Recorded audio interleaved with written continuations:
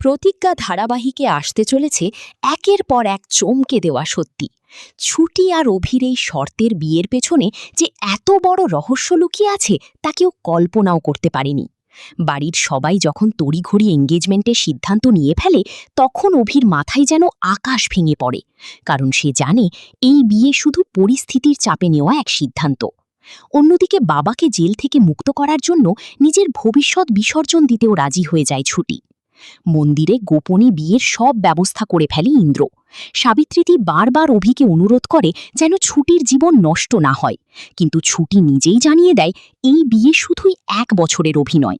একজন আরেকজনের প্রয়োজনে পাশে থাকবে, তারপর সব শেষ। কিন্তু ভাগ্য যেন অন্য গল্প লিখে রেখেছে। ও ভাই, বিয়ের ঠিক আগে অভির পকেট থেকে পড়ে যায় একটি পুরনো ছবি। ছবিটা হাতে নিয়ে সাবিত্রীদি দেখে চমকে ওঠে। এ তো ছোটবেলার ছুটি। অথচ অভি সেই ছবিকে নিজের ছোটবেলার বন্ধু পরীর ছবি বলে জানে। তখনই সামনে আসে এক অবিশ্বাস্য সত্যি। ছুটি কি তাহলে অভির হারিয়ে যাওয়া ছোটবেলার বন্ধু পরী? সব সত্যি জানার পর কি বদলে যাবে অভি আর ছুটির সম্পর্ক?